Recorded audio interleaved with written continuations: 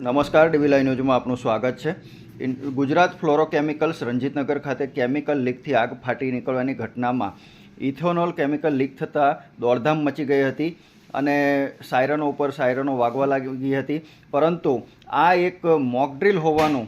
જાણવા મળતા લોકોએ રાહતનો શ્વાસ લીધો હતો। પંચમહાલ જિલ્લા કલેક્ટર આશિષ કુમારના માર્ગદર્શન હેઠળ ગુરુવારના રોજ જિલ્લા આપત્તિ વ્યવસ્થાપન કેન્દ્ર કચેરી દ્વારા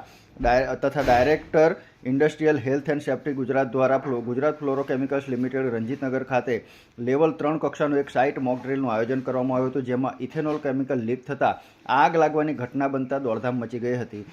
કંપનીમાં આગ લાગ્યાની જાણ થતાં મોટી સંખ્યામાં લોકો દોડી આવ્યા હતા અને કંપનીના અધિકારીઓ દ્વારા આગ લાગી હોવાની જાણ ઇન્ડસ્ટ્રીયલ હેલ્થ એન્ડ સેફ્ટી વિભાગને કરાતા તાત્કાલિક ટીમ ઘટના સ્થળે સાધનો સાથે દોડી હતી। જરૂરી ઉપકરણો દ્વારા કંપનીમાં ખરેખર આગ લાગી નથી, પરંતુ મોક ડ્રીલ યોજવામાં આવ્યું હોવાની જાહેર થતાં લોકોએ રાહતનો શ્વાસ લીધો હતો। આમ રણજીતનગર ખાતે જિલ્લા કલેક્ટર આશિષ કુમારના માર્ગદર્શન હેઠળ અને વહીવટીતંત્રની નિગરાની હેઠળ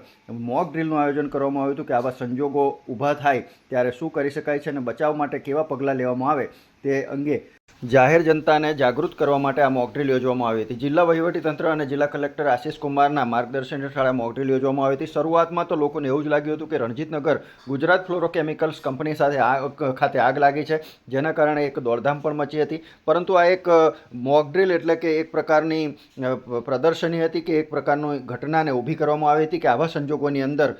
સરકાર દ્વારા કેવી પ્રકારે એને હેન્ડલ કરવામાં આવે છે, વહીવટીતંત્ર કેટલું સજ્જ છે અને બચાવ માટેના કેવા પગલાં લઈ શકાય છે તેનાથી જાગૃત કરવા માટે આ મોક ડ્રીલ યોજવામાં આવી હતી, જેની અંદર ખૂબ જ ઉત્તેજના સાથે આ દ્રશ્યો જોવા મળ્યા હતા, પરંતુ અંતે સૌને જાણ થઈ હતી કે આ એક પ્રકારનું મોક ડ્રીલ છે, ત્યારે સૌએ રાહતનો શ્વાસ લીધો હતો। ગુજરાત ફ્લોરોકેમિકલ્સ જે રણજીતનગર ખાતે આવેલી કંપની છે, જેના ઉપર ઘણી બધી આવી ચર્ચાઓ થતી રહે છે।